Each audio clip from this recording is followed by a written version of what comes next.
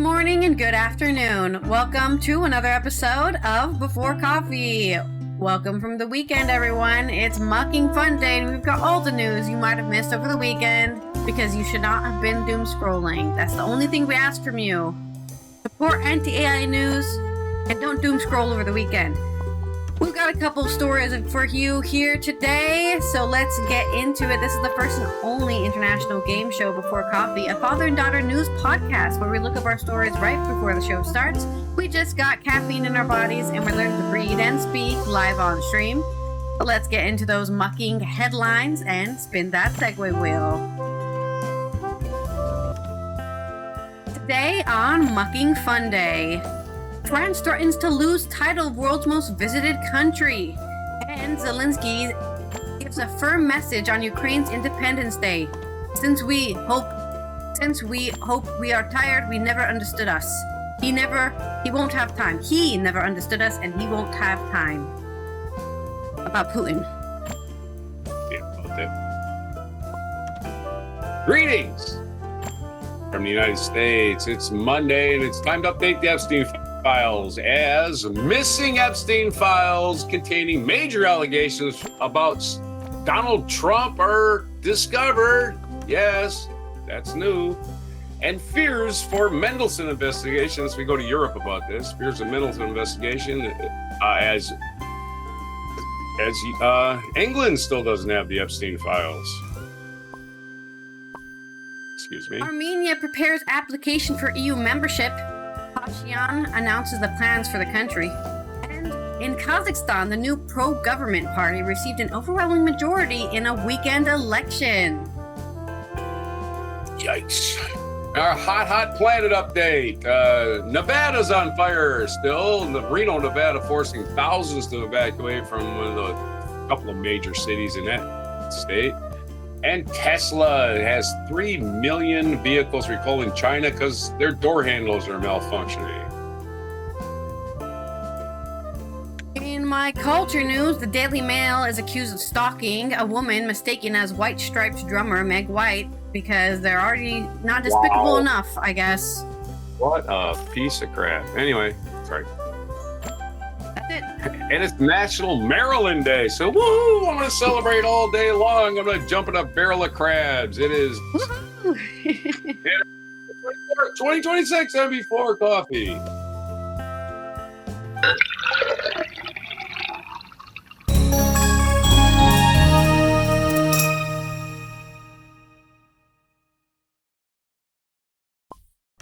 A barrel of crabs for us. I haven't actually had crab in a very long time. It's crazy to move from a place where crabs are, well, basically insects. The amount of crabs there are. And then there's no crabs here. Crabby Central. Yeah. Everybody loves a crab. I think I had a Dutch person be like, oh yeah, I'm going to a place to eat a barrel of crabs. It's going to be so cool. And I'm like, yeah, I grew up doing that, so it's not impressive to me. But good for you, dude. Yeah, I saw Are you serious? You grew up eating barrels of crabs? Yeah, I mean, yeah. Not really. Not fair. I mean, how often do we really have crabs? More often than I've had here. Oh, that's for sure, right? I saw a video. I probably could have gone to that crab place. I can't remember where it is anymore, but maybe in Lexington Park, there's a crab by the movie theater, in the AMC movie theater. In Lexington Park, there's a crab place, I thought. I don't remember. I've been there a couple times. There was a crab place you could go to. Peter's not there anymore. Yeah, but the crab place might still be there. I don't know. Either way, let's roll our first segue for our first story. Anyway, I saw a body cam video the other day of some game warden busting a lady up here at what's the name of that park? Busting her for having too many fish and too many small crabs. It was like, really? It was no major offense, but you know the comments are. It's like, oh my God, she's a violent criminal. She had too many small crabs. I'm like, oh Jesus, calm down, folks. Our first Just segue is she caught some crabs she's trying to get away with. Big fucking deal. alliteration headline. Alliteration, okay. This first story is coming from Armenia as they're preparing an application for EU membership. This is on, I can't read the RBC. Because I don't actually know. Is this Ukrainian? Maybe this is Ukrainian. I have no idea where this article's from, but it is in Russian, so it's at least being reported in Russian. This is from Valery Ulanenko. The referendum on European integration of the country of Armenia provides for a clear sequence of actions. Armenia will soon officially apply for EU membership. A nationwide referendum on this issue will be held after the approval of the roadmap by Brussels. This is reported by RBC Ukraine with reference to the statement of the Prime Minister of Armenia, Nikol Pashinyan, during a speech in the parliament.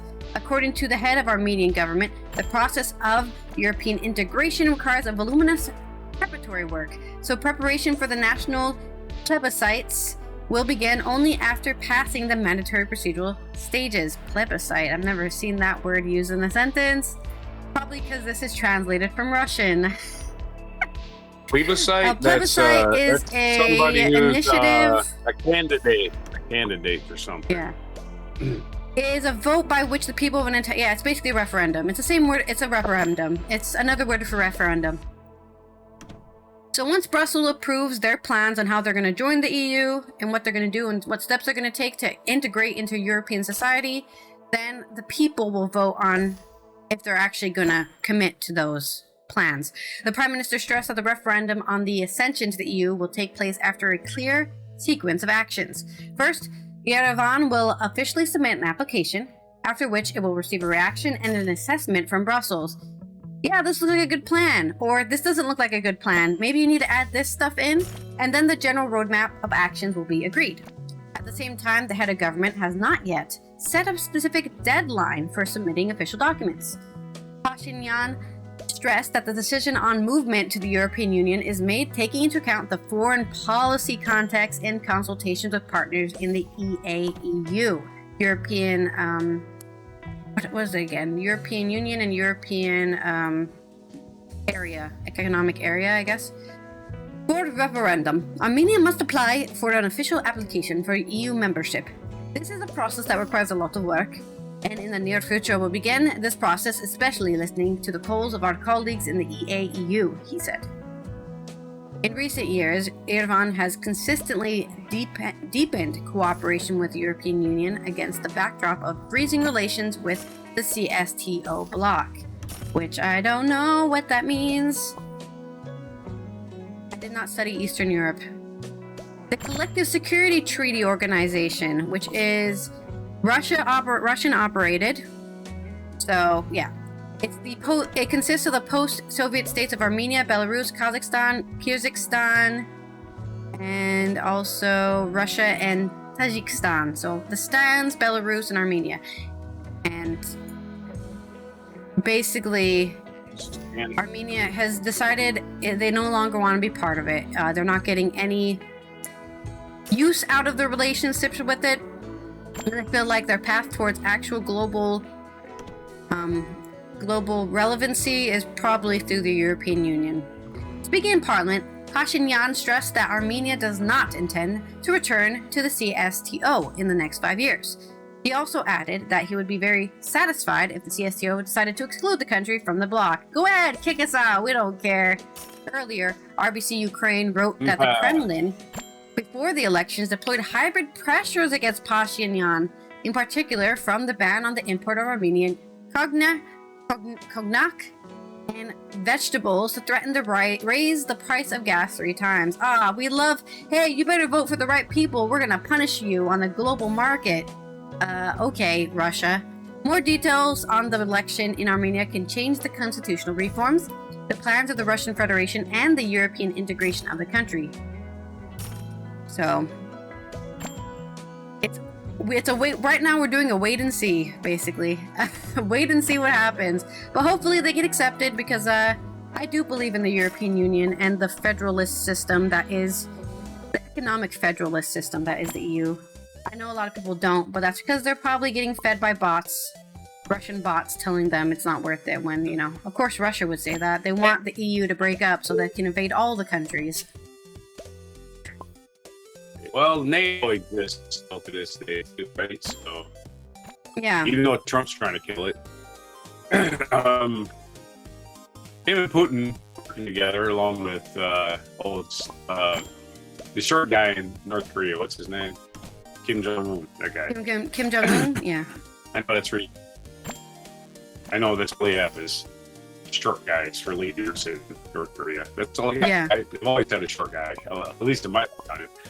Anywho, that was the headline. Should read: Armenia asks for alliance affirmation. Ooh. Yeah, that's a good one. Love an A alliteration. Yes. My next story is going to come out of France, who has lost or is at threat, I guess, of losing world's most visited country. Talk about first world problems. This is from Michael Savak on Novinky, a Czechia paper. I guess Novinky means news in Czechia or Czech. France has been paying for the world's most visited country for years. Last year, 102 million tourists found their way to it.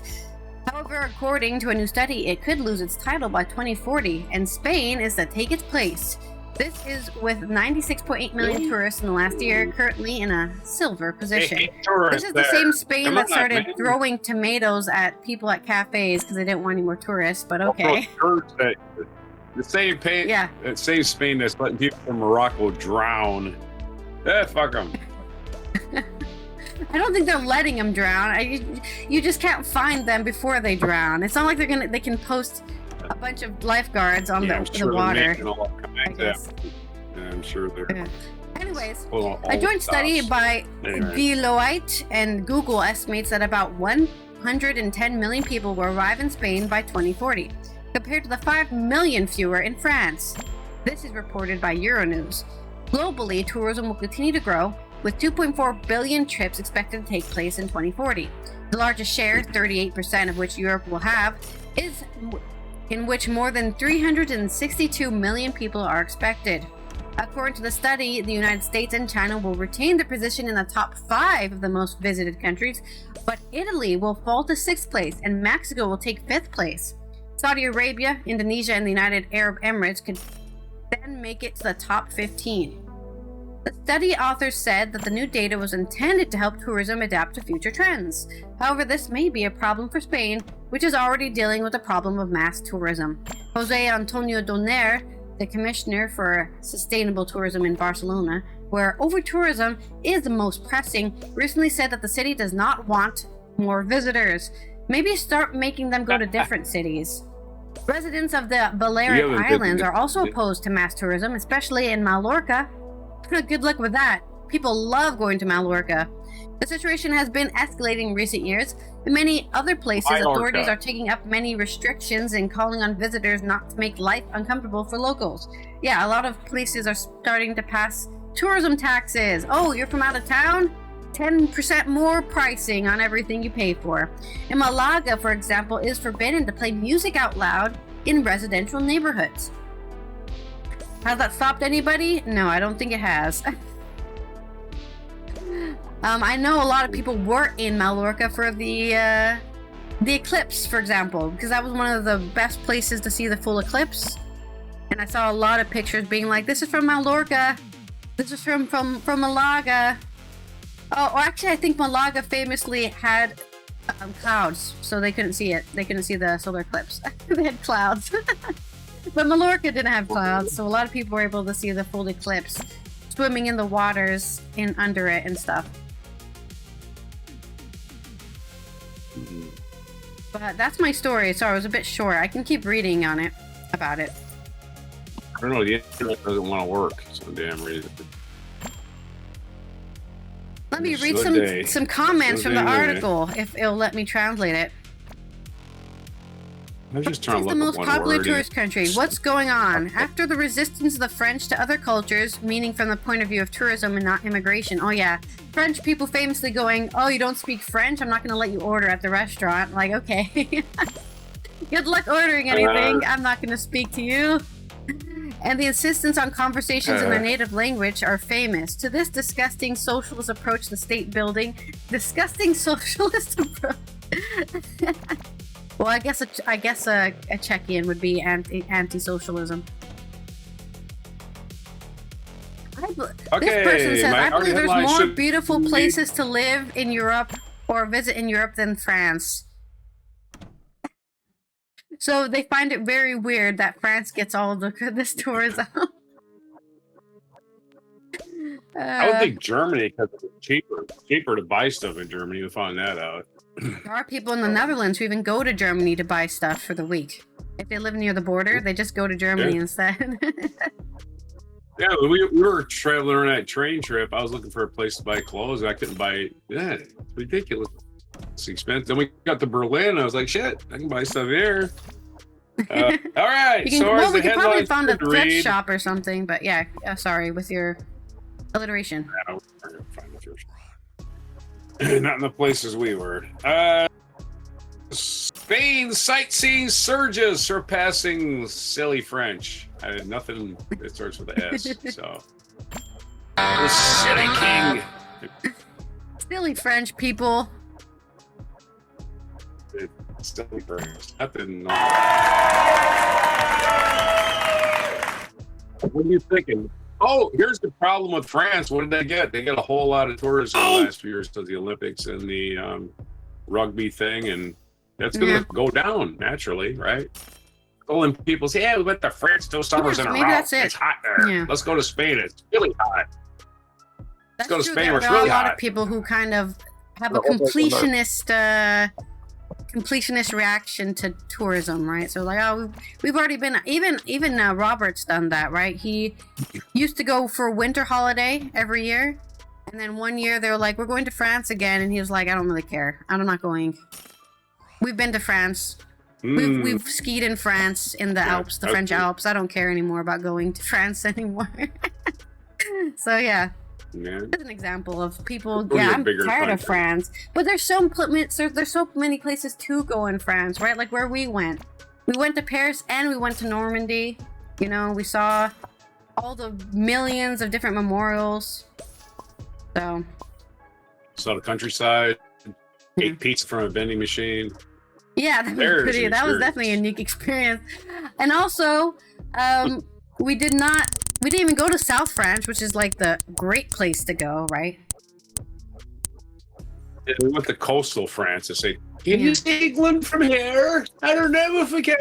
Oh, there it is. And it was, I believe it was late September, so it was really warm, but the water was freezing cold. So I was like, I'm not going swimming in that. Yeah. I was just looking at the video, shorter ones. Yeah. They're only about 26 minutes. Right. Although in 2023, our show was only about half hour at the start. Yeah. All right, let's talk about the Epstein That's files. because Did you spin the wheel? because we were traveling, and I was like, let's just do one story. Because it's already weird enough that we're in public recording a news story, and you're like you sitting there on a bench, you know, in this, you know, wherever, or standing there reading 2 stories in a row was just, I didn't want to force you to do that. So I don't think you want to do either. Okay. We're over-explaining part of the show. Finley for our next segue.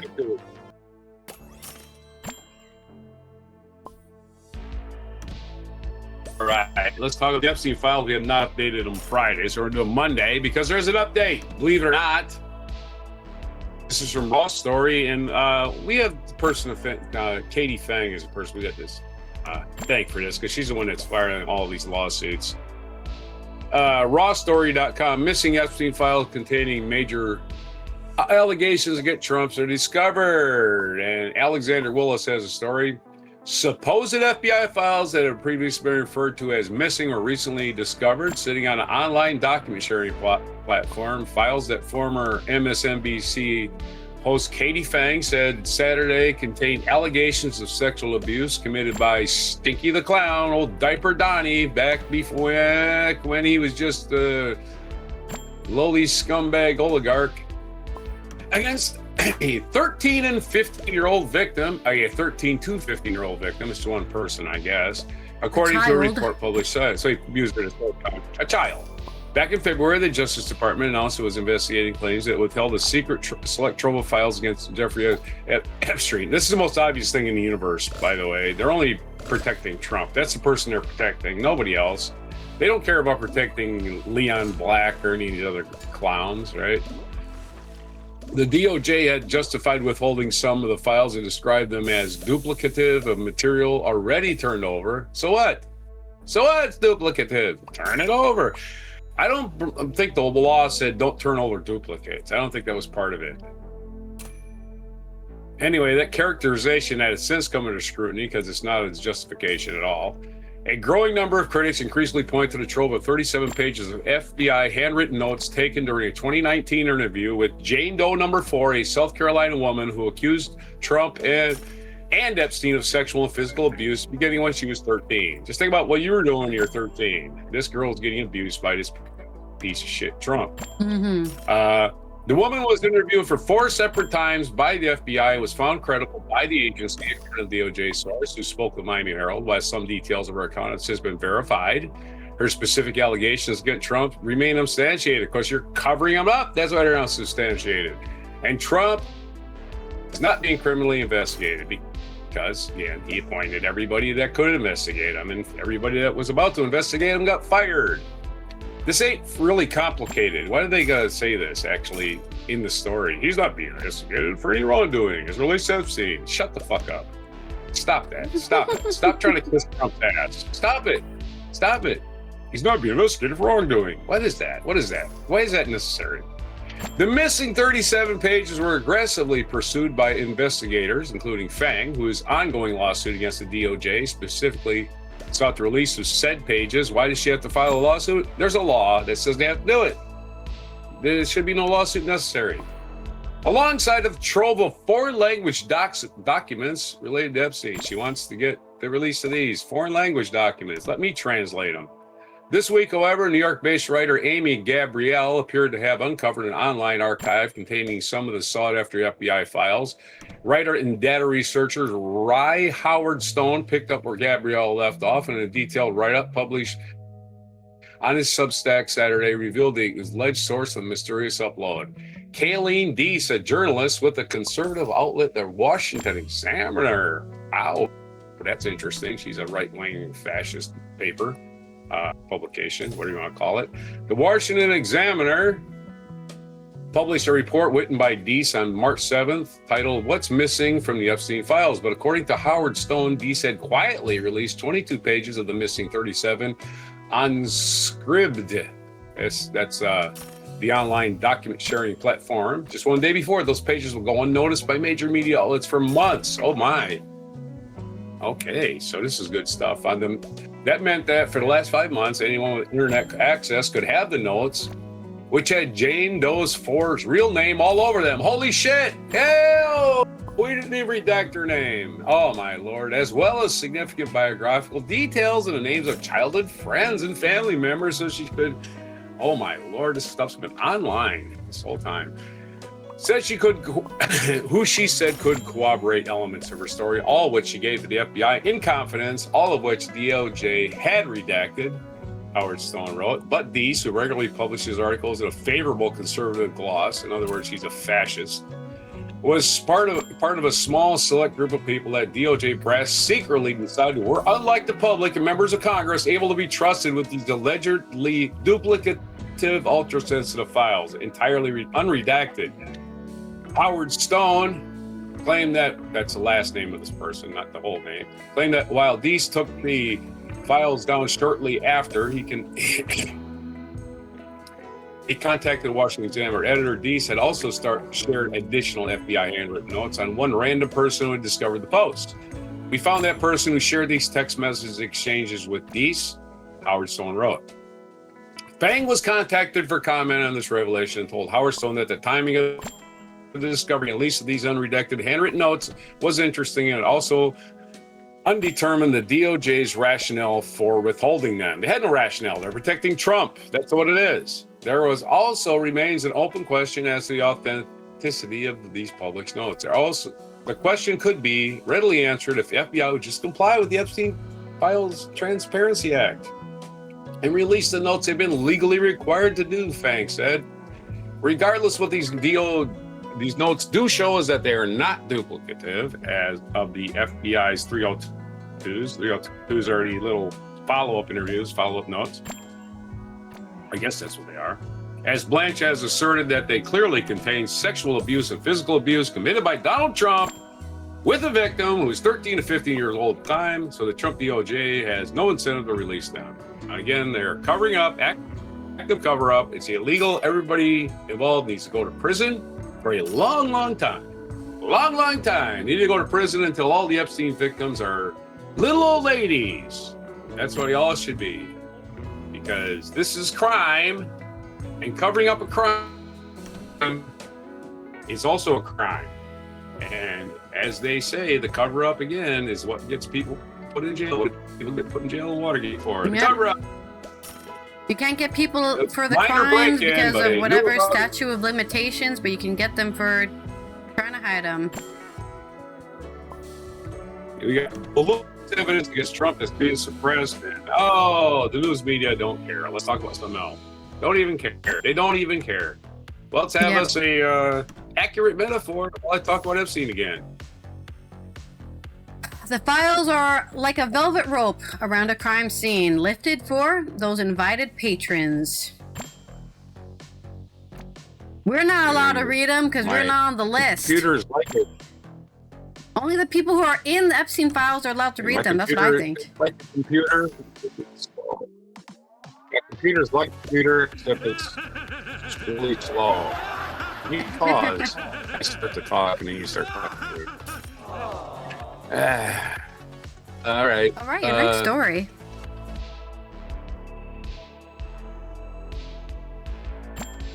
I don't know what a 302 is because I click on the link and it's like, I'm never going to tell you. Okay, so 302, well, just a mystery.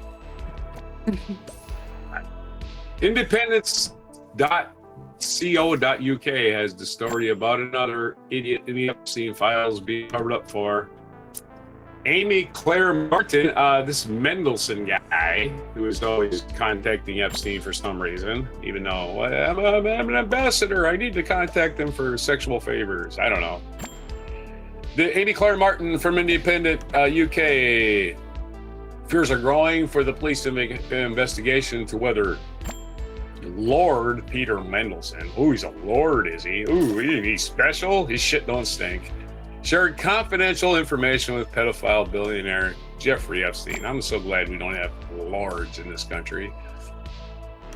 We just have assholes that have lots of money. We don't have to call them lord anything. Reports claim the probe into the former foreign secretary has stalled without the U.S. authorities granting access to the unredacted Epstein files because, hey, we're covering for Trump. Don't you understand? According to the Telegraph, neither the Department of Justice nor the FBI has agreed to the request of Metropolitan Police for his documents. Get in line. Scotland Yard detectives initially made the request under an informal agreement to share information between law enforcement agencies. If I was Scotland Yard, I would never give them any information ever again about anything. I say, fuck you. You don't want to help us? We're going to help you. Fuck you. You're investigating this crime? Tough shit. Have fun. That's what I would say. This was later escalated to formal request by mutual legal assistance, but it could take up to a year to access the documents. And why would it take up to a year? They're already available. In fact, the unredacted ones have been available for 5 months online. Whatever.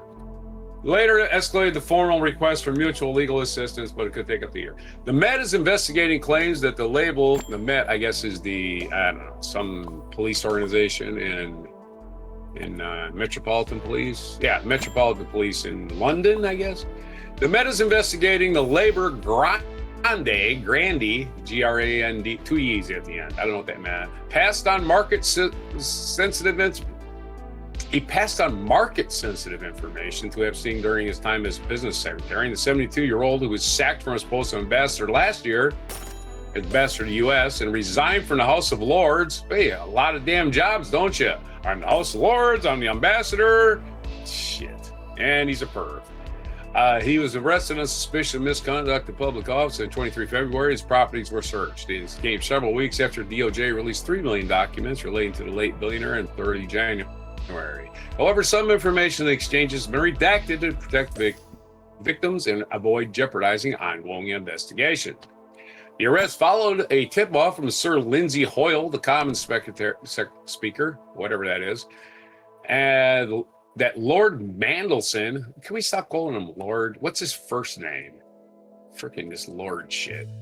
He ain't no damn Lord. He's just some fucking guy. Pete. Let's call him Pete. All right, let's do that again. Some information have been redacted to protect victims. Scotland Yard police in Converted was seeking further details from law enforcement partners, including U.S., where reports are much claiming that the Met Commissioner, Sir Mark Rowley, was due to press the U.S. authorities on the issue during a visit to Washington. He probably didn't. Well, we got to protect these rich folks. It's now feared that the investigation could eventually collapse without access to unredacted documents, according to reports of the Times and Telegraph. In order to hope for sufficient case that can be built by interviewing former politicians and officials, the files are understood to be crucial in the probe. And reports have suggested that Stinky the Clown's administration is hesitant to hand over any files that could cause damage to his reputation. Of course, it's all about protecting Diaper Donnie's little stinky kingdom of stupidity that we all got to sit around and wait for him to die so we can live normal lives again. And because a lot of stupid people can't think for themselves. So there's your update on the missing Epstein files and how England is trying to get a hold of them, and they're having as much luck as anybody else, which is none. Yep. Let's have us a metaphor for standoffish criminal Department of Justice criminals that just keep criminaling. My metaphor is actually about this idea that we're infantilizing these poor aristocrats. Oh, these poor rich people didn't know they're doing something illegal. So, yeah, right. Oh, not that. Their ledgers were altars where ink offered up human lives as if sacrifice were a line item in their inventory. This ain't even about children. Spend 300 million on. Oh yeah, 3 13-year-old girls. I forgot about that. That's what they saw. Here's the problem with espionage. You don't know what the damage is, right? This was years ago. Years ago. The damage has been done, and we can't unravel the damage, but we would like to know what happened. But unfortunately, because all these pervs had to go messing with little kids, well, can't get to the bottom of this espionage. Yeah. Because we're protecting a bunch of pervs. Who knows what these people were influenced to do or decisions they made because of this blackmail. Yeah. Don't trust a rich person. Especially banks, man. Banks. Oh, why do people trust banks? They just give your information away. Really, they get hacked all the time. Time for your mixed metaphor. Mixing the metaphors. How many stories we got? 2. Oh man, it's a Monday news dump. It's a Monday news dump. Though to be fair, these stories are pretty short in general. This next story is coming from, if I can find the window, because I have 15 windows open. There it is. This story is coming from wait, we already did that story about Armenia. This one. Here we go. Zelensky! There was Ukrainian's Independence Day. It happened over the weekend, and he delivered I guess, inspiring speech. I'm not sure if it was inspiring, but we're going to talk about it. This is on Digi24, a Romanian paper. Ukrainian President Volodymyr Zelensky said in an interim day address that 35 years ago, Ukraine was reborn, regained independence, and demonstrated to both friends and enemies that he would fight to defend it, no matter how hard the fight would become. RBC Ukraine and The Guardian reported. Today is Ukraine's Independence Day, the 35th anniversary, a national holiday whose significance has been profoundly changed by war. 1,643 days of war on a large scale. At this point, things are really very, very difficult for all of us. But we are firmly united by a force that is not at all invisible.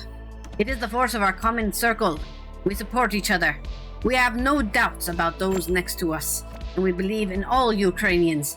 And as long as the enemy doesn't break this circle, Ukraine won't fall.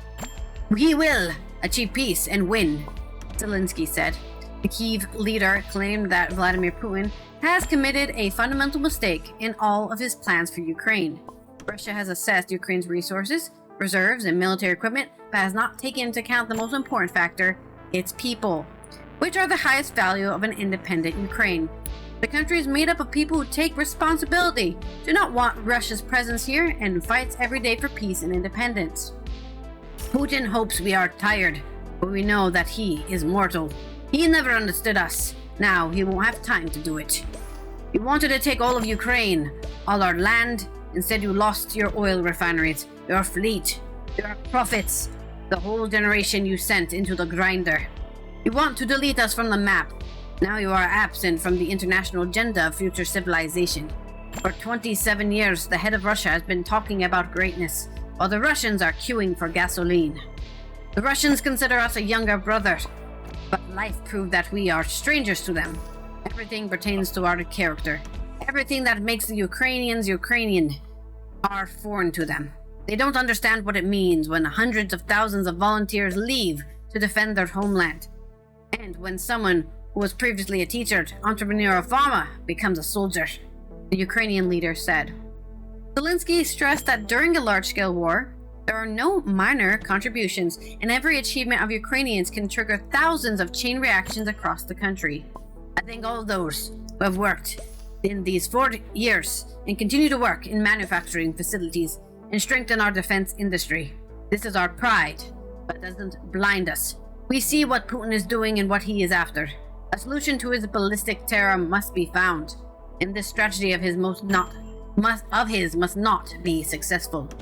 Ukraine will succeed. Ukraine has already solved tasks that initially seemed impossible. In this context, he stressed that Ukrainian air defense systems are destroying over 90% of Shahed drones. Russia switched to jet propellers, but Ukraine has in turn learned how to intercept those too. The same thing that has happened with the Banderol drones, and the same thing that has to happen with their ballistic missiles. Ukraine is doing everything in its power to make this happen. And it will happen, because we have already demonstrated in many times. Our tenacity exceeds their capabilities, Zelensky said. The Ukrainian president said he fully understands that everyone wants to live not in historical times, but in quiet, peaceful, and safe times. In his opinion, those times will inevitably come. This is our message, with confidence in each other, in our defense forces, and in our state. So there's your heart strengthening, I guess, speech from Zelensky about, we're undefeated. In spirit, anyways. They're pretty undefeated in the war, too, because if they'd lost the war, they would currently be a Russian puppet state, so. Yes, Ukraine independence in 1991, right?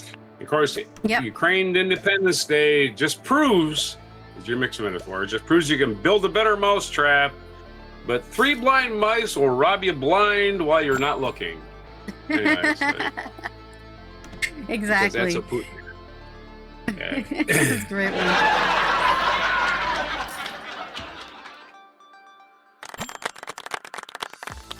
Where's my woohoo? I'll keep on losing my woohoo.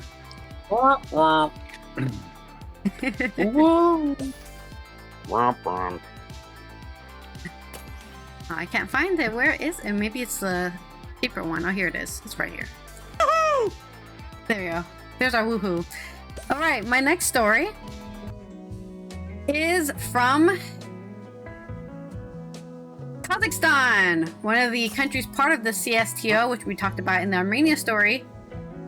has a opposition party that's loyal to the president. This is from Ekaterina Koval on RBC.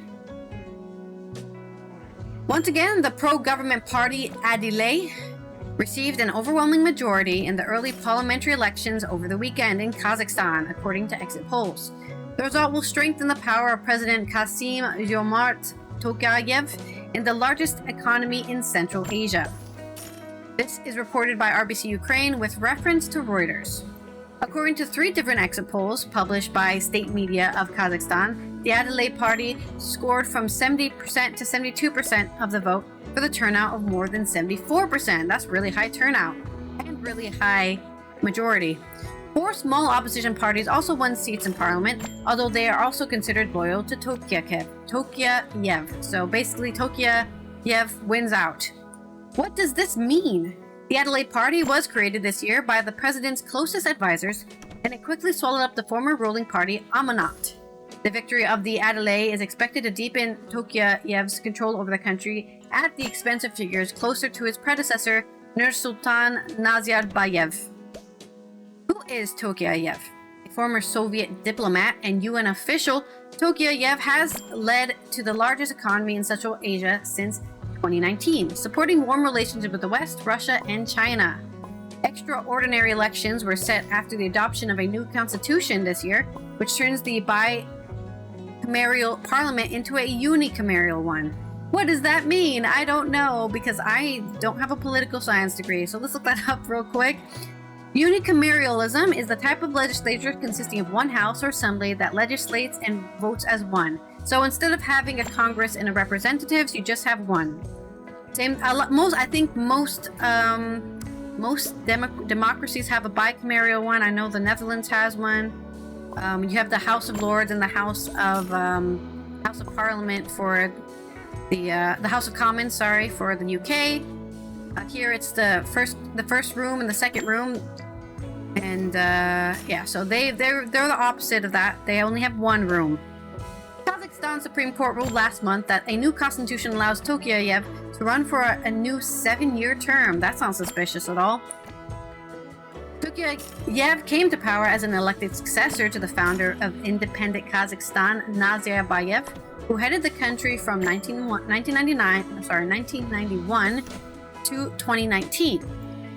The gap between them occurred after the unrest of 22, which Tokayev called an attempt at a coup by Nazarbayev's allies.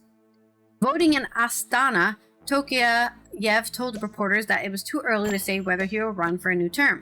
He also said that over the next 7 to 10 days, he would announce a nomination for the post of vice president, a new position introduced by the new constitution, and that it would be a well-known person.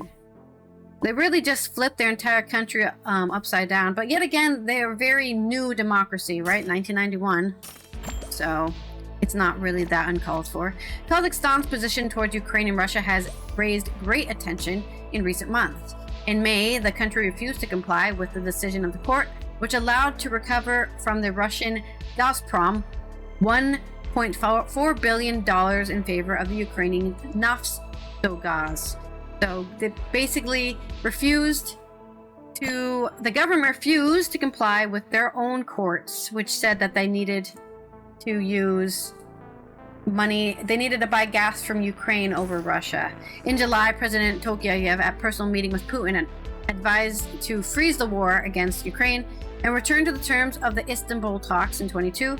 According to ISW analysis, Putin used this call for his own purposes to justify the continuation of the war. So I guess bad news for Kazakhstan. They're middle grounding the whole entire thing, which, is a bit of a shame, because Russia is just looking to return back to the Soviet Union, it seems, or the Russian Federation, if you're so lucky enough to get a seat in the Federation, right? They'll give you a little puppet seat so you can feel good about yourself with Belarus, and you get to sit down and go, ooh, I'm special, I get to make decisions about my country, and then Putin tells me what to do about everything else. And he makes me donate my soldiers for his stupid war against the rest of Europe. Yay, I'm so happy. Good luck, Kazakhstan, I guess. There's my really bad political analysis on the situation. My uninformed analysis. And I'm ready for your mixed metaphor. I was forwarding a video that I found. I'll take me a second because my internet has really gotten shitty.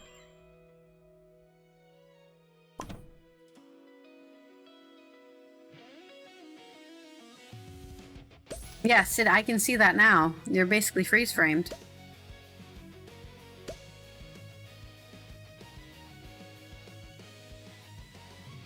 Did he disconnect completely now? Or did I disconnect completely? I was gonna look up this story about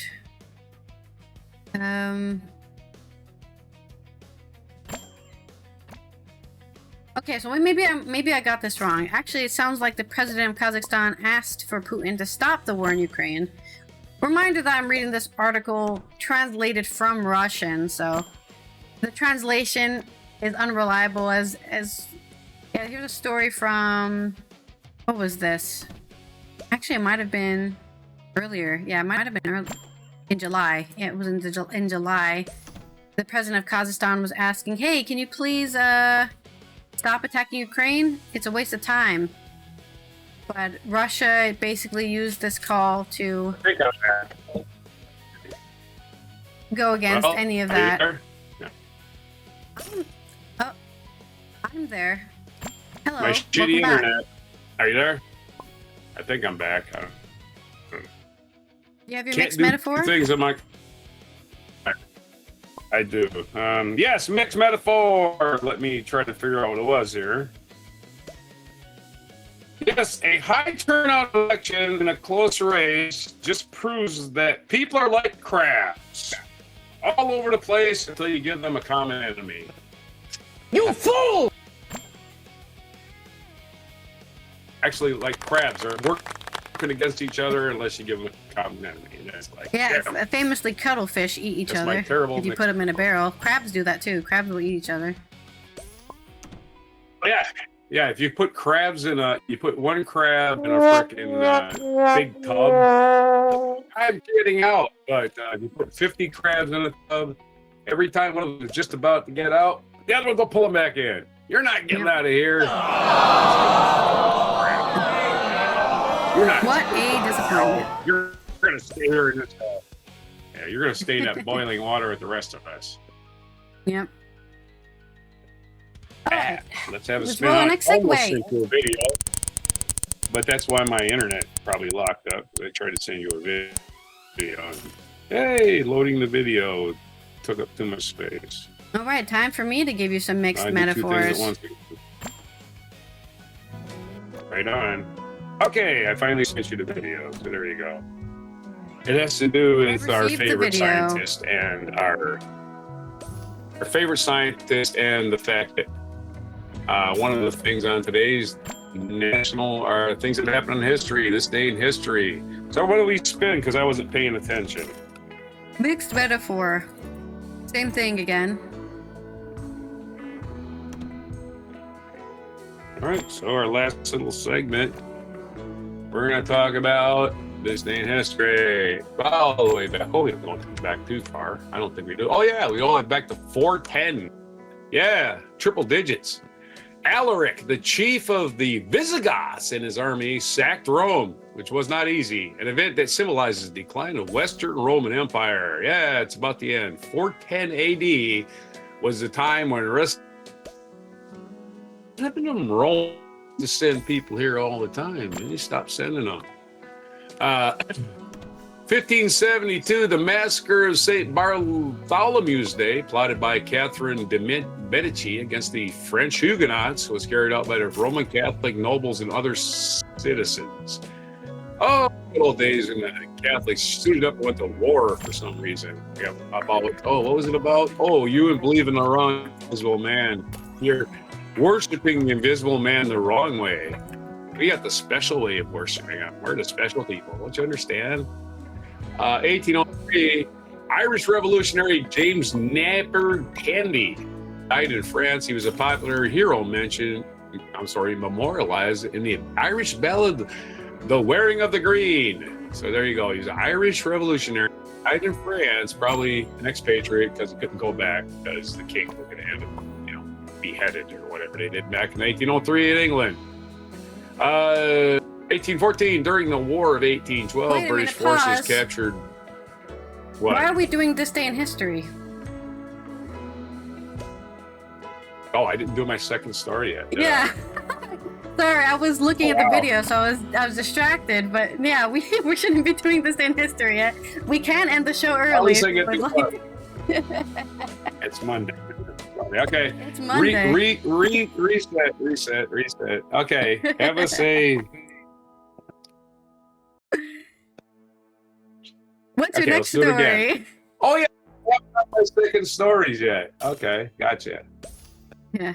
That's the problem. Long stories, I lose track. Okay, back, reset, ching. Let me take all that back. I'm talking back. Tesla recalls 3 million cars as part of a China-wide push to stop hidden door handles. Okay, we'll back that. We'll do listing history much quicker now because I already knocked off half of it. Tesla recalls 3 million cars as part of a China-wide push to stop hidden door handles. This is Sean O'Kane from TechCrunch.com. Short story. Tesla is recalling just shy of 3 million vehicles in China. I was already winding down. It's hard to get into the stories now. So it's winding down. Tesla is recalling just shy of 3 million vehicles in China as part of a nationwide effort to alert vehicle owners to a hidden emergency door releases which can trap occupants in the event of crash or fire. Kind of defeats the purpose of having an emergency door if you can't open it manually. Your car's on fire. Oh shit, the battery doesn't work. Now I can't get out, I'm dead. Anyway. Yep. Reuters reported on Friday that 11 car makers in China are issuing recalls related to the problem, not just Tesla. Don't act like you're picking on poor little Elon Musk. 9 manufacturers, including Tesla, will install warning labels on their vehicles. Oh boy, warning label, that'll save me. On their vehicles, warning that will help label, this will kill you. You can die in this. Identify the emergency door release. There you go. Here's where it is. There's a big arrow. There you go. And then we wrote it in 4 different Chinese languages, just in case. What the fuck? How about putting a manual door? Here, put a brick in there that you just smash the window with. How about that? I don't know. Everyone should have one of those because you never know if you'll get, you'll get tossed off a bridge or something and stuck in the water. Can happen. It's the old joke about the moron who locks his keys in a car and he's like, oh my god, it's about to rain and it's a convertible, my family's trapped in there, I need to get the door unlocked. That the same stupid shit. It's like, you can't get out of the vehicle you're trapped in. I don't know what the fuck to tell you. Don't buy that vehicle. Other companies, which I'll try to pronounce, Xiaomi, Zhiping, Geely, and brands Zeekr, Link, and Co. are also recalling EVs. All 11 companies will also push software updates to parts of the recall. The manual door release has become a problem in recent years as automakers like Tesla made electronic door latches the standard way of getting in and out of the car, which is stupid. You need an emergency latch. Electronic latches make it easier for owners to use their smartphone or their tap card to open doors, or they can fail in the event of a collision. Which the reason you need emergency doors. Jesus.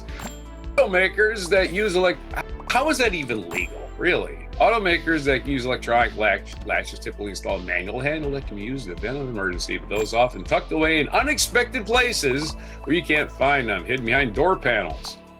Following a 2-year review, China in February said it would ban hidden electronically actuated exterior door handles from 2027 on.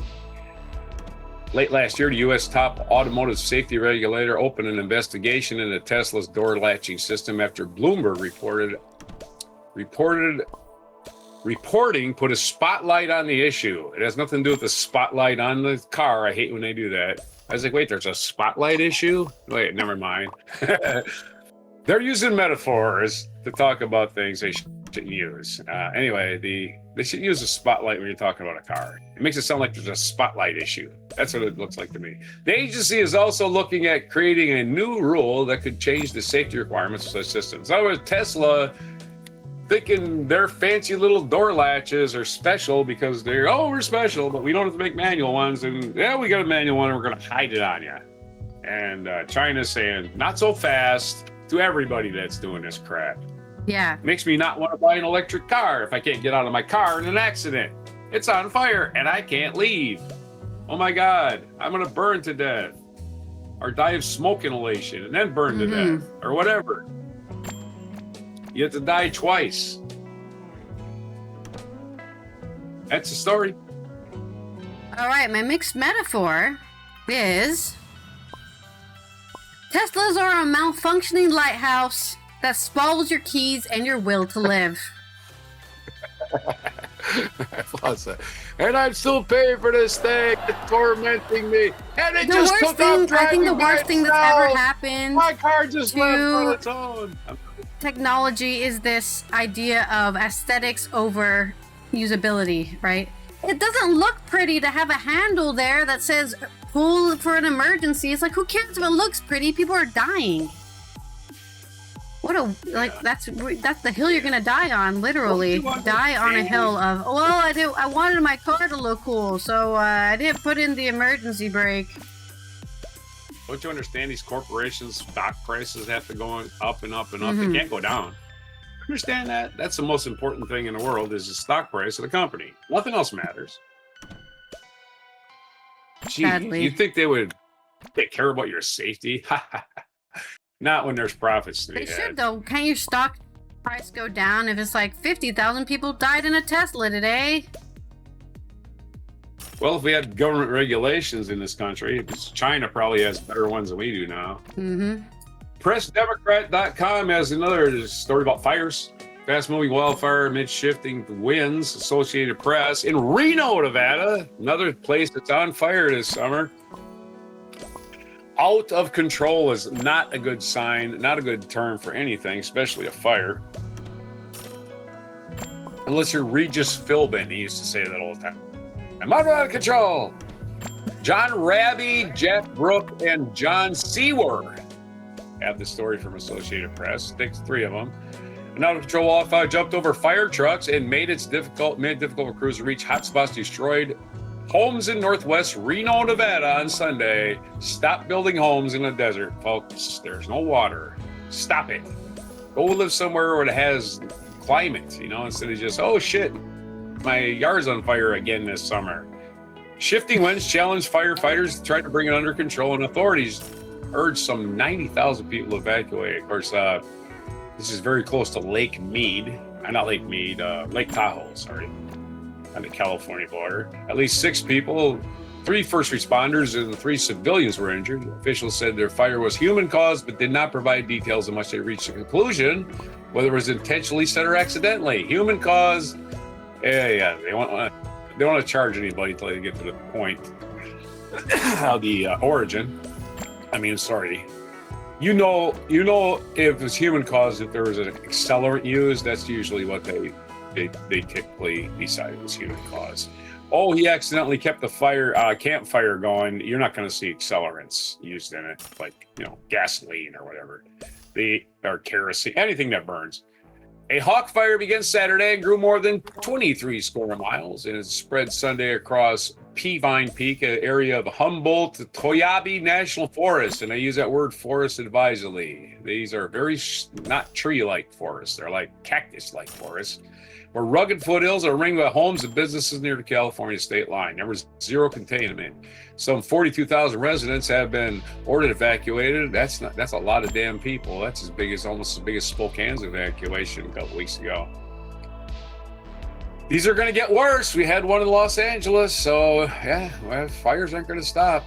An additional 45,000 people were in an adjacent evacuation warning zone. That totals now 87,000. Authorities urged people to be prepared to stay away for several days because shifting and strengthening winds are expected. Yeah, take all the pictures of your kids, all your memento. Your house ain't going to be there when you get back.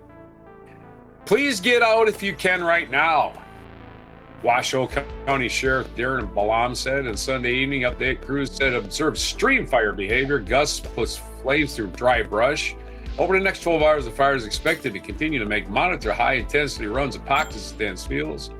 It wasn't known how many homes were destroyed. Carrie Kiefer said video posted on social media showed her house entirely burned down, only a scorched basketball hoop still standing. I woke up this morning and just started crying. All my kids, they lost everything. We lost all of our stuff. Everything we own is gone. But it's stuff. It's just stuff, guys. Just stuff. It's just stuff. You weren't born with that stuff. You're not going to die. Take that with you. It's just stuff. Kiefer had been watching her son's football game Saturday when she learned that their home on the outskirts of Reno was in the evacuation zone. An app the family used to track the fire's progress. Accidentally minimized the screen with the scroll bar. I don't know how that happened. Instead, Kiefer said her husband and her 4 children, ages 3 to 16, raced to save their dogs and whatever possessions they could retrieve. Get the PlayStation! Yeah, ash rained down. That's what I would do. I would take my computer. Fuck, if you sit in a hotel, you better take something with you, man. God damn. So expensive to get a new computer these days. I don't think the insurance would pay out, you know? I know.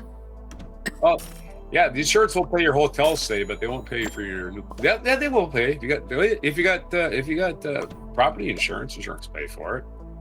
But yeah, them games you got to kind of prove you had them. I think they'll probably just give you a set amount. Here, your possessions are worth $3,000. No, it's $8,000. How about 4? That's kind of what they do. Yeah, yet again. Yep, they don't care. It's their bottom line. The insurance company's going to settle according to their bottom line. They don't give a fuck about you. Eyes watering and throat burning, Kiefer grabbed a handful of clothes, a Bible. Again, fuck, you can't find a Bible somewhere? I'm in the hotel, there'll be one in the drawer. It's like... Maybe it's his great-grandmother's Bible and has a bunch of sweet messages in there. I don't know. Mom, did you save my scrapbook that I made in the 4th grade? No, but I got my Bible that I could find anywhere for free. Just going to church won't give me one. You know, fucking ridiculous. Her wedding photos and her mother's ashes. She saved her mother's ashes. Don't want those to burn up. I feel like they would have been safe, yeah. But hey, you know, bring them with you. Sure. Dude, here's the deal. Put your mom's ashes in one of her favorite places that she ever liked, right? You holding on to them probably isn't the best thing. It probably isn't the best plan. Anyway, there's your silly story. I'm just making fun of these poor people who lost their house. I shouldn't be doing that. It was the beginning of the story was sad. The end of the story was just like... I guess that's a question for the viewers out there. What would you save if you were in the evacuation route of a fire? I would definitely save my computers. Because it would be incredibly impossible for me to afford to replace my PCs because of how expensive it is to make a PC right now. So, and it's my job. My entire job is on my PC. So I will have 0 job if my PC gets burned in a fire. That's the only reason I would. You can see smoke in the distance and fire trucks are moving into your neighborhood. What do you grab? You don't even know how much time you have. You might look on the news, but it's like, I ain't got time to look on the news because the fire trucks are here now. I'm going to grab, you know, like the shit I can't replace. That's it, you know? Yeah. I'm not worried about, you know, I'll grab my silver because silver will melt at high temperatures. Yeah, I'm going to grab my folder full of all my business information and stuff. And my Visa stuff, and then my computer, and then I don't care about the rest of it, honestly. That's the most important thing to me. Hello, Nico. Thank you for your red flag acorn. And the thing, if you're worried about wildfires at all, just make a list of what's in your house and give it to the insurance company. Serial numbers, if you got them. Yep. Everything you got in your house, give them a damn list. Make a copy of it, scan it, keep electronic copy. All this stuff burned up, and the insurance company's okay. You got a list. Check. Well, that's the great thing about having an accountant, right? Because I already have that stuff listed in my, you know, my assets, right? So. Man, that's every year I do taxes. Anything I bought for the business is tax deductible. And it's, exactly. It's depreciable. You can expense it, or you can count it as a depreciable asset. Yeah. Yeah. Expense it, it's a one-time thing, or if it's a depreciable asset, you own it, so it's worth something, so it wasn't an expense. You didn't just Yes, Pokemon cards are deductibles Pokemon if you make YouTube videos about Pokemon cards. In the United States, the accounting trick is you can treat it as an asset that's depreciable, which cards can be worth thousands of dollars, but they don't really depreciate. Do they? They do, unless actually. You damage them. There's plenty of cards that go down in price because they thought it was a rare, right? A rare card, but then you find out later, right? There's thousands on the market now, so it's like, oh, it's not as rare as we thought, so it goes down in price. That's what I'm saying. It isn't always cut and dried. You got to decide. Yeah. You got to decide when you purchase it. It's going to trade it as a depreciable asset or just an expense. You never even mention that thing ever again in your taxes. But depreciable asset, you get to depreciate this year, next year until there's nothing left of it. That value you've already. It's not valued anymore. It's not the 30% of its original value means it's useless at some point. Anyway, let's do the spin because that was my second story, and hopefully we my do mixed things in the metaphor, right which I didn't do because we were talking about that real quick, was I got it. the town was the throat of the flame, bargaining with Ash. Oh no, I was gambling too. It might sound more. I mean, it's Reno, right? So. Yeah, it's Reno. For gambling. Why like, my God, it's a hellhole. No income tax because of all the gambling. They don't need to have income tax because people just come in, give their money away. And the government skims theirs off the top for each casino and each bet, right? They're skimming off the top, probably 20%. I don't know what the fucking taxes are, you know? So your common ordinary citizen, all that gambling, doesn't have to pay taxes. It's voluntary tax by total strangers coming to your town. Of course, that's going to die because it's overpriced. Let's talk about how bad Las Vegas has gotten. It used to be a great place to go. You get a buffet for 99 cents. Good luck now. No, that's just a tourism trap now, the whole thing. And, it was always a tourism trap, and now it's like an actual trap where it's like, give us $1,000 for a full meal. I'm like, why am I paying so much for, a steak dinner? What the hell's you got to pay to park. Yeah. Like it's New York City. You got to pay to park. Like it's fucking New York City with no land. You look around you in Las Vegas, nothing but land every direction, but I got to pay to park. Whatever. Yeah. Parking lot space. Boy, that's really valuable. It's a piece of dirt. Come on, man. Our next segue is going to be tell a joke. A joke, all right. For our culture news, we're going to be talking about... not that story. The Daily Mail was stalking a random person, and they thought it was Meg White because Meg White, after leaving the White Stripes, has kind of basically gone into seclusion. Yeah, she hasn't been famous in 20 years. Because the Daily Mail is that's tabloid.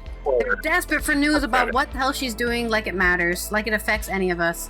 So they decided to stalk a random woman they thought was her. Wow. The tabloid boasted in a now deleted article that they found White and promised to reveal her secret new life. This is from Sean Craig on The Guardian. The Daily Mail newspaper secretly tailed and photographed a woman in Detroit, and then published an article and photographs falsely accusing her of being the former White Stripes drummer Meg White, even after she told the newspaper had mistaken her identity, as multiple sources have told The Guardian. The right-wing British tabloid quietly removed the article and photographs, first published on the 6th of August, from its website last week. The Mail did not issue a correction or editor's note explaining the removal because they're a piece of shit. Hailed for her inspired use of raw power in space, White was named one of the 100 greatest drummers of all time by Rolling Stone in 2016.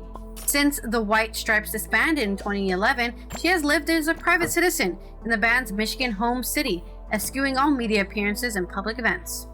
When the highly acclaimed garage rock duo was inducted into the Rock and Roll Hall of Fame last year, she declined to attend and instead sent a message of gratitude via former bandmate Jack White. The Mail story, written by senior reporter Joe Hutchinson, boasted that the paper had found the reclusive female music megastar. So if you ever meet Joe Hutchinson, he's a piece of shit. I don't know. He's a terrible reporter. What an idiot. He's a terrible reporter. Poor woman had to undergo now. Yeah. and promised to reveal her secret new life, including what it claimed were the first public images of White in 17 years. Instead, The Guardian has been told that the paper followed and photographed a completely different person who is a friend of White's. The Mail published more than a dozen pictures taken of the unsuspecting woman getting out of a vehicle and socializing with two others outside a restaurant. Neither Meg nor the friend that was pictured had any idea that they were being stalked. If they had, they for sure would not have voluntarily chosen to be featured in anything having to do with the Daily Mail, said a music label executive who was involved in multiple White Stripe releases and who was close friends with both White and the friend in the photograph. Speaking to The Guardian, one of the conditions of anonymity, they confirmed that the woman the Mail photographed and White were not interested in speaking to the press. I can also assure you that Meg is well and is living the private life she chooses and deserves in Detroit, they added. Like, how long do you have to be part of a broken up band, you know? Kind of a defunct. Pathetic. How long does that take before no one gives a shit about you? Not long enough, I guess. 10 years is not even 10 years. Almost 20 years is not long enough, right? They broke up in 2011, right? And these people are still trying to find her. Leave her alone. She's not relevant, right? She's not doing anything. She probably has children, and she going to soccer games or some shit. You know, is that what you want to report and waste your money on? Hey, we found a woman. She does woman stuff. That's the end of the story. According to its own reporting, when the Mail finally approached and accused the woman of being White, she laughed and told the paper was mistaken. Hutchison wrote that despite this, the paper concluded she was White, because she politely replied, "Thank you for thinking that's who I am," after the Mail complimented the White Stripes' music. "That tells the reader and the journalist exactly nothing," said Dan Axelrod, the chair of the Ethics Committee of Society of Professional Journalists, whose code of ethics is one of the most widely cited in the industry. The person being photographed could have been toying with the reporter, or may not have heard the question properly and was saying thanks to be politely dismissive. "Thanks, can you please leave me the fuck alone? I'm minding my own goddamn business." The paper offered no justification for its attempt to pursue or surreptitiously photograph someone who has lived out of the spotlight for 15 years. Yeah. You have zero justification for bothering a private citizen who's literally doing nothing, right? If it was like the White Stripes are releasing a 20th anniversary album, and then that would make a reason to stalk her, I guess. It would still be bad. I ethically disagree with stalking somebody, but at least you would have a reason to give a shit about her. She's literally doing nothing, right? Anything. She's not involved in anything in the media. Nothing. Leave her alone. She's not releasing a book. She's not on a TV show, right? She's sang exactly one song that I know of, right? Yeah. And that's it. So she's not teaching kids how to drum at a local theater. Like, there's nothing she's doing. Exactly. Leave Britney alone. She's just living her life. Exactly. What's so disheartening is the great lengths they took to try and hunt her down, and how reckless and cruel it was to post images of another woman all over the internet, wrote singer-songwriter Karen Elson, the ex-spouse of Jack White, in a since-deleted social media posting by The Guardian. Elson also stated the woman is a friend of Meg White, adding she is someone who we also love tremendously. A third person, a member of Detroit area band that knows White and the woman in the pictures, also confirmed the Mail's error to The Guardian. The Mail, which was banned as a source by moderators on Wikipedia because of its reputation of flat-out fabrication. That's right. The Daily Mail is a tabloid. They do not have journalists. They have people looking for the next scoop, whether that scoop is real or not. It's well known for its voyeuristic celebrity coverage. It's constant. It's Rupert Murdoch, right? Rupert Murdoch. I think so, yeah. It's constant harassment of people in general, right? I think the Daily Mail is guilty of the bullying of Meghan, what's her name? I can't remember her full name. Markle. She married Prince Harry, right? Markle. They're one of the people guilty of just spreading hate for her, right? On a hate tirade against her. "We take great pride in the quality of our journalism," the paper states on its website. Please define journalism. The paper's editorial code states a significant inaccuracy, a misleading statement, or distortion must be corrected promptly and with due prominence, or in this case, deleted from the website. Tabloids like this tend to view celebrity status as permission to do whatever in terms of violating privacy under the guise of they are public figures, so they have to respect this or even are asking for it, says Aaron Myers, a professor of communication at Metro Detroit's Oakland University who studies media and coverage of celebrity. Unfortunately, like I said, here's the question. What does Meg White have to do in order to not be considered a celebrity anymore? She hasn't done anything celebrity-based in almost 20 years. What do you want her, like, she's not a celebrity anymore.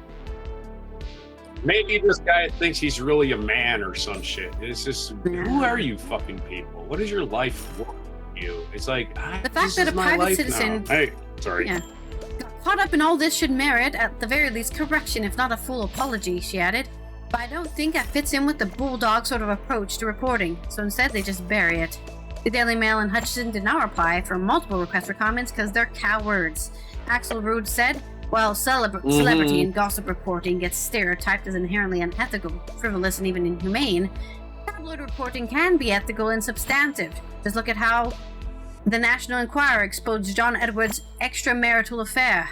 But the Mail, he observed, followed none of the most basic principles of journalism, and the woman it followed didn't deserve to be chased around by the Daily Mail, Googled, photographed, and chronicled like a circus bear. The SPJ Code of Ethics reminds journalists to realize that private people have a greater right to control of information about themselves than public figures, and to weigh the consequences of publishing or broadcasting personal information, he added. With the power to reach and convince millions of people of facts, the Daily Mail can still be a unique tabloid that entertains and informs without sacrificing accuracy or being inhumane to those it covers. Representatives for White did not reply for requests for comment because, let's be honest, this is kind of a non-story, but it pissed me off reading the headline, right?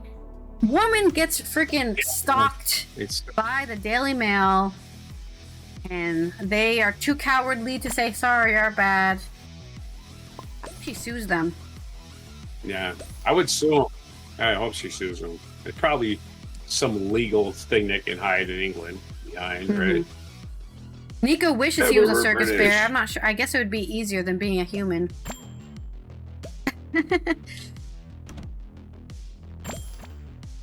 Though you wouldn't be able to pull Pokemon cards, I don't think. It's not a Rupert Murdoch paper. Okay, let's. Give me a joke about being a tabloid. This guy reminds me. My first joke is this guy should work for flat camera people because he can't misidentify license plates and everything, and stalk girlfriends, ex-girlfriends. What a guy! That's his new job. That's my joke. But I want to. Meg, why does Meg White even have to work? She doesn't have to work. She doesn't have to work the rest of her life. Every time maybe she isn't working. We don't know because this was her.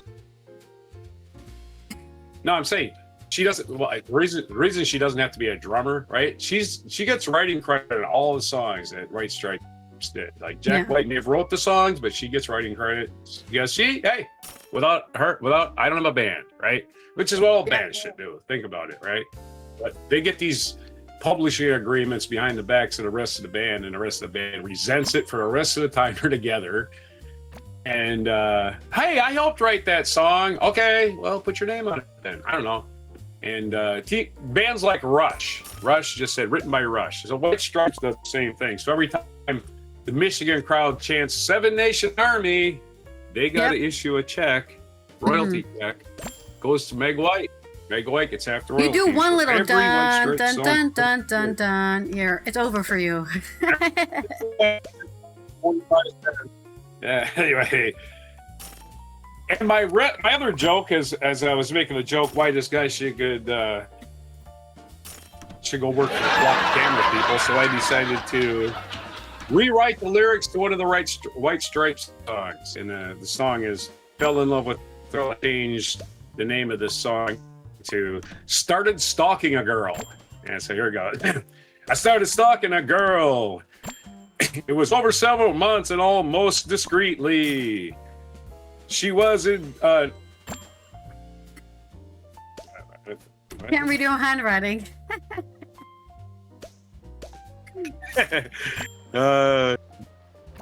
Incorrect. That's the word. Let's do it again.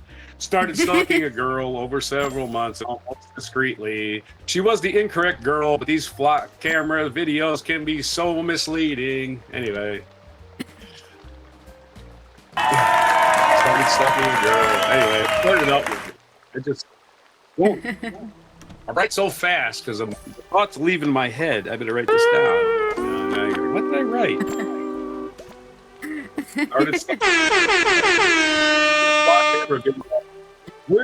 I want some royalties. I want some compensation when he's starting. Yep. All right, let's roll our next segue. I want some compensation. For This Day in History, the Redux. This Day in History Redux. Okay, we were at and I'll write year you 1803 when we left off. Several haikus. Haiku time. Oh, good. Okay.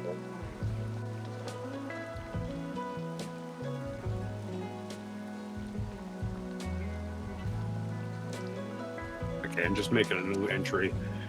The year 410, we talked about Alaric, the chief of the Visigoths. He sacked Rome. We did that. We did the massacre of St. Bartholomew's Day, plotted by Catherine de' Medici against the French Huguenots, was carried out with the Roman Catholic nobles and other citizens on this day in 1572. That's as far as we got. Our next story was 1803. Irish revolutionary James Napper Tandy, a popular hero, memorialized Irish ballad The Wearing of the Green, died in France. I might have said that. I started saying that and you cut me off. All right. No, I did get to that. I guess I did. All right. So new information. 1814, the War of 1812, which lasted longer than 1812. British forces captured Washington, D.C. and burned various government buildings, notably the Capitol and the Executive Mansion, which was not known as the White House at the time. Little they know that in 200 years, we elect a complete moron that would willingly destroy the White House while he was living in it because he's a useless piece of shit. 1821, the Treaty of Cordoba was signed, giving Mexico its independence from Spain. Happy anniversary to Mexico. 1949, the NATO was born, entered into force, North Atlantic Treaty Organization, following the signing of its treaty 4 months earlier. So this was the day it was activated. They just picked a date on the calendar. How about August 24th? I'm not doing anything that day. All right, let's do it. 1989, Pete Rose was banned from the sport after investigation determined that he had bet on games and he thereby became ineligible for the Baseball Hall of Fame. He later admitted to gambling on baseball. They did make him eligible because Trump got to be president. He said, Pete Rose didn't do anything wrong. Pete Rose is a piece of shit. Corrupt. Other people should be allowed to be corrupt. Right. But he only bet on his own team. Oh, really? You have proof he bet on his own team? Only? Well, if he's betting on his own team, that ain't so bad. Well, what if he bets $50 on his own team and $25 the next day? What are the gamblers saying? The gamblers, by the way, the gamblers are the ones he's doing this with. Dishonest bookies are breaking the law. They're going, Pete Rose, hey, everybody. Pete Rose just bet 25. He don't think he's going to win today. Let's adjust our odds accordingly, right? Yeah. And again, you're ripping off gamblers so the gamblers can make money before anybody else can. What the gamblers do is they take bets at the freaking odds, right? And then they raise them so they can clean up because they know who's going to win because Pete Rose tipped them off in advance. So 1889, let's not forget Pete Rose was actively dating a child. Yes. That's the truth. 1991. Another reason Ukraine him and Trump are best friends, I'm sure. Well, he's just a pedophile. Let's let him go. Yeah, again, you're in your 30s or 40s and you're going to pick your girlfriend up at grade school. That's a problem. 1991, Ukraine declared independence from Soviet Union. We already covered that. Happy anniversary to Ukraine and who else? Mexico, the same day, 170 years apart, Ukraine declared independence from the Soviet Union, which was failed to be a thing very quickly after that. After the failed coup of Mikhail Gorbachev, which happened in 89, I believe, and the collapse of the Soviet Union later that year. Okay, well, maybe it was in 91 when, I forget. And in 2006, Pluto, subject of our mic drop, Pluto was demoted from a planet to a dwarf planet after an international astronomical union approved a reclassification of the solar system. That's right. Justice for Pluto. If we're going to make Pluto a planet, there's at least 2 other bodies we'd have to make a planet, and there's other bodies that are still orbiting that we're trying to identify. Eris, other ones. 2011, Steve Jobs checked out, logged off, as you want to say. That's right, he died. Uninstalled from life? Oh, no. No. 2 months later, he died, but this day he logged off as CEO of Apple. He signed his, I said, I'm going to go die privately at home. And he had less than 2 months left. 2011. Well, yeah, I mean, I don't go to your board meetings. I got a giant freaking tumor. Imagine if you said that at your going away party. It's like, guys, I'm going to go die by myself. Bye. Yep. Instead of developing a new stupid phone to waste their time, he could have been working on a cure for cancer. So there you go. Could have been doing that instead. 2000. Oligarchs, man, no matter how much money you got, when you're dead, you got no money. 2021, English drummer Charlie Watts, speaking of that, died 80. Only got it to 80. That's spring chicken in the Rolling Stones. Anyway, so this day 5 years ago, we said goodbye to Charlie Watts, who had stopped touring by then. 80 is a long damn time. I think the Stones are still touring, and he was one of the older members. Let's not forget that. And he was the oldest still touring member. Bill Wyman was even older. And he's still around. Bill Wyman, I think, is 90 something. Amelia Earhart began her solo flight across the United States on this day in... Oh, you're not going to tell me. One day, back in his history of time... American aviator Amelia Earhart took off from Los Angeles, and when she landed in Newark, New Jersey, the following day, she became the first woman to complete a solo nonstop flight across the United States. Sometime in the 20s? Thanks a lot, Britannica. Don't tell me the day. The eruption of Mount Vesuvius on this day. If you're around then, in 79, year 79, part of the Roman Empire went kaboom. Mount Vesuvius is traditionally believed to have erupted on this day in 79, destroying the ancient cities of Pompeii and Herculaneum,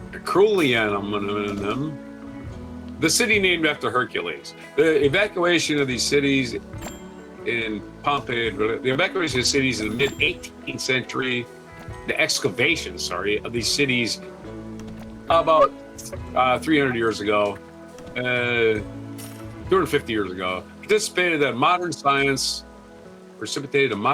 of archaeology, and buried cities continue to yield discoveries. In 2026, for example, researchers used micro-CT technology to read carbonized scroll without unrolling it, revealing an ancient philosophical treasure. Happy birthday to Yasser Arafat, the last person that Israel negotiated with from Palestine. They had a peace agreement that was torn up by this piece of shit who's in charge of Israel now, because he's a piece of shit, that Netanyahu guy. So yeah, Yasser Arafat was born on this day, 1929, but he's no longer with us.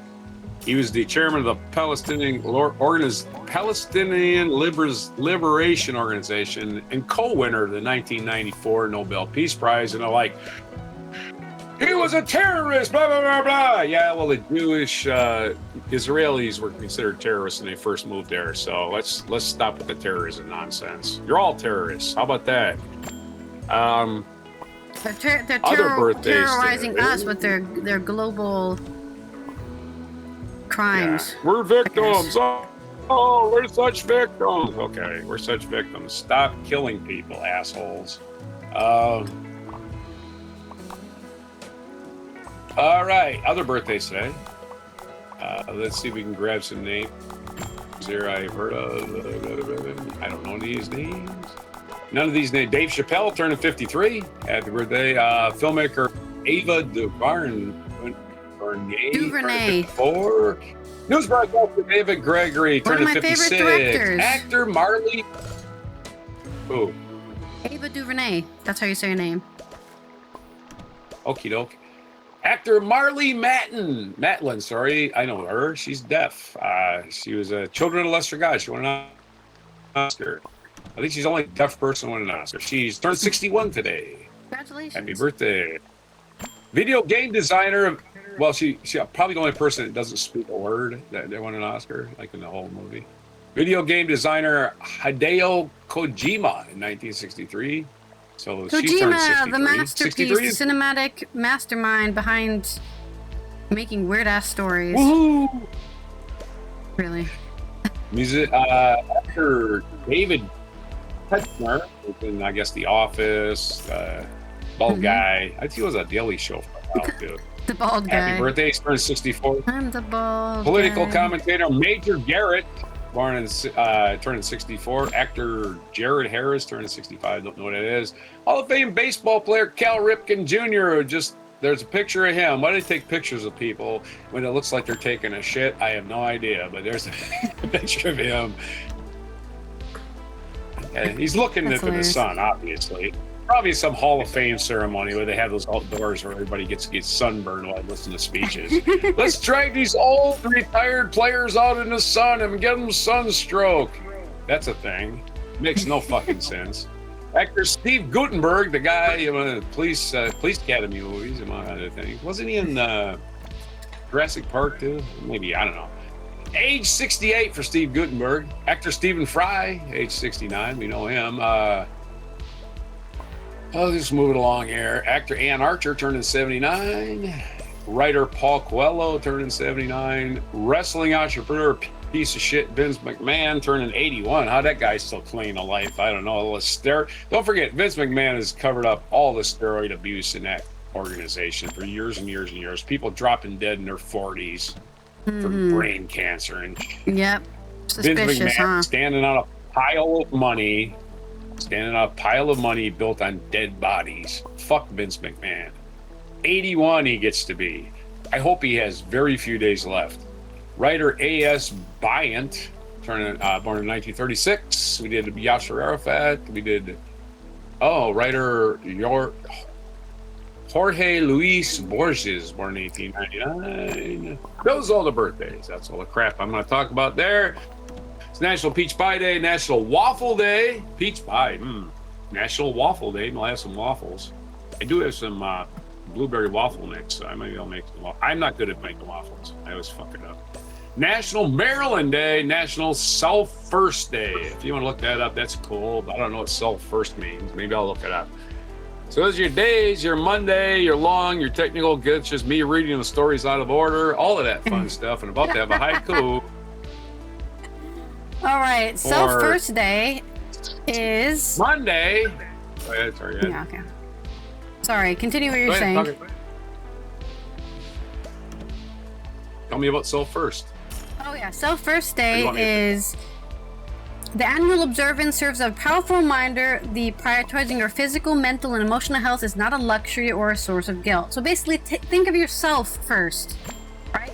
You're not. Right. I mean, you are selfish, but that doesn't mean you should feel guilty about it, right? Think of yourself first. Right. I can't rescue those people from that burning building unless I put on my clothes and my fire retardant suit first, right? Because yeah, exactly. all I'm just going to do is run in there and die. That's all that's going to happen if I run in there now. So, yeah. You got to think of yourself, and then you can rescue those people. And that's an extreme example, but what it is, right? You can't help anybody else unless you help yourself. You're capable of helping yourself. Nobody really wants your help. They're looking at you and go, you can't unfuck yourself, dude. All right, sorry. That's it. Oh, sorry. Everything for today. For Monday, August 24th, on before waffles and peach pie. Waffles and peach pie. Now I'm done talking. Waffles. Waffles, they call it in some parts of the country. Guilt The Waffle has no House. place here. Self-care is not selfishness. Love grows from All right. this ground. Here's All right. your heart, I guess your heart strengthening haiku. I love a good haiku. What? One haiku? Cool. Right on. The bathroom calls. International observances. Now, there are none today, but there were some over the weekend, so I hope you celebrated, you commemorated, not celebrated, commemorated the victims of acts of violence based on religion or belief. Right, too many people out there are suffering from one-person psychosis. Hey, you believe in that thing? Yep. I should kill everyone who does that. Get a therapist. I'm God. I decided I'm God's instrument on earth. And also celebrating the end of the slave trade and its abolition. That was yesterday. So I hope you celebrated that by not taking your freedom for granted, because there's still slavery happening, right? Let's not pretend there isn't still slavery going on, but at least we don't have an entire economic system built on it. Take your wins somewhere, I guess.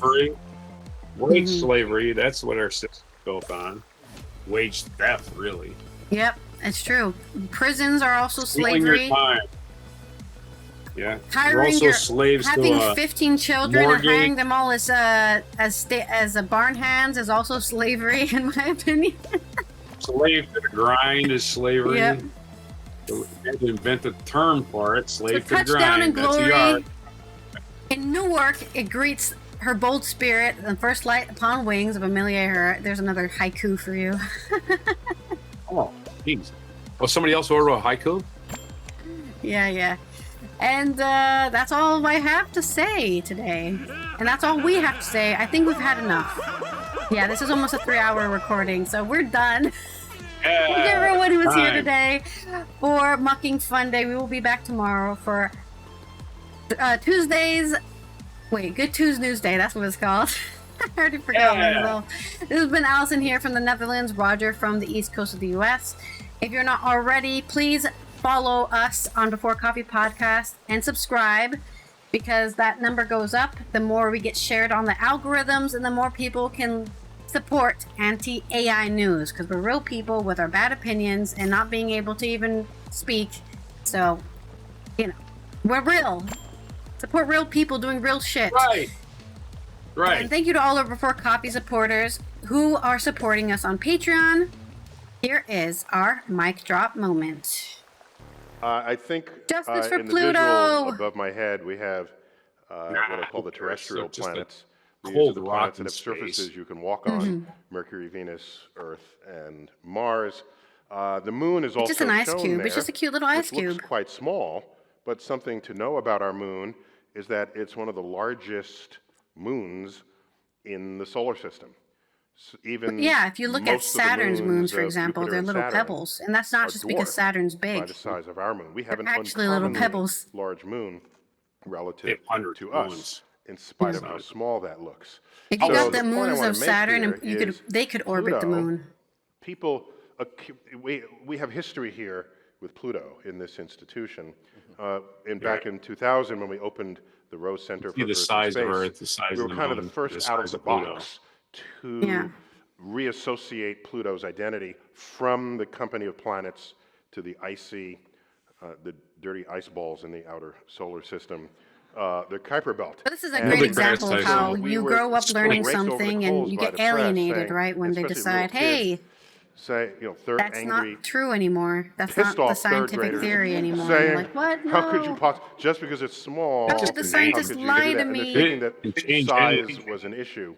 Didn't And in change fact, a damn it thing. had Didn't change much less anything to at do with all. size Didn't change than any you might science. imagine. It's just how If they we just go to the next categorize it. slide That's here, all. And what people we lose their have. mind. So now What we have the box you gas put it in? giants, Like Jupiter, the Saturn, family of the guy who Uranus, and discovered it Neptune, lost their mind. relative Like, to oh a my God, you segment can't do of that to the him. sun. Well, he still discovered And it. then you get to see That how didn't small change, Earth yeah. is relative to the rest of the action there. He just because called it Earth the is wrong thing. included He in thought that this was a new, scale. people So were so here's a excited to point find I'll it. They make, couldn't and wait I to don't call get it to a make planet. this I often could see enough, it. that Jupiter is more bigger I mean, Eris also has the same Compared problem. to It's also Earth. considered a dwarf planet. than Earth is So. compared to Pluto. But it never was declared a planet. Okay? I don't know how else to conjugate those verbs in that sentence, but does it make sense to you? All right? So, in other words, if we're on Earth saying we're big enough to be a planet, but Pluto isn't, So then imagine what 1930, Jovians which could is be modern saying. times, Pluto They're was discovered. saying the solar system has only 4 planets: Jupiter, Saturn, Uranus, Yeah, and there's a lot that Neptune, goes and everything into else is determining just something's a debris. planet. It's So, not just like, so I found something in space, it's a planet, the end. I'm certain all life forms on of They Jupiter are thinking identified an exactly orbital. that way. They did. So, It's so really- you can't they invoke just reclassified size it. It's all right exclusively now. to diss Pluto in this regard. But allow me to tell you that our moon, as small as it was compared to Earth, has 5 times the mass of Pluto. Yeah, some people over here. Yeah, Right. so Pluto lovers never were told that, were you? Right? Yeah. So, just welcome to the company of informed people. Right. All right, regarding Pluto. But we knew this. Neil. Sorry, Pluto. Pluto had other issues. Don't ask Neil any question, and you got a And- 5-minute answer. Where's the bathroom, Yep. Neil? Well, So after He just some wants to you how make to sure flush everyone out understands there. what he's saying. Pluto got demoted to a what dwarf happens when you planet flush the status toilet? Is on several grounds, one of which is that it orbits the sun in a region of the solar system where there's plenty of other stuff orbiting there, my favorite which in total scientist because he takes the time to dwarfs explain the mass of stupid Pluto people. itself. So Pluto does not Whether they want to Yes, listen yeah, or you not. have to Okay, take the fine. lowest its common orbital denominator place into in account. the solar system. It's shared with countless thousands of other icy I think he bodies uses that the. I rival think he Pluto uses the shotgun in- method. in If there's size 500 and people in the composition. audience, So 3 of them what are we going to really get discovered what was I'm that Pluto saying. really Become never scientists, was right? the The planet rest of we them are. wanted it Yeah. to be. They don't care. In fact, right? it just went 60 years before we had discovered I always We'll thought get the most somebody interesting people thing to about the brethren planets orbiting beyond Neptune. the And sun, these icy that they're brethren all we've in named one for, plane, an astronomer right? at mid-century named Gerard 'Cause Kuiper, they're- who realistically, hypothesized space that there doesn't could have be up and a down. repository of So you could excess have a debris planet that orbiting would like in a more participate in the diagonal formation of the rest of the or like planets. a different So, degree, right? But they're Pluto all is a very straight on the healthy same Kuiper plane, belt object, orbiting. but a really space. When you lame say all, you're planet. talking about.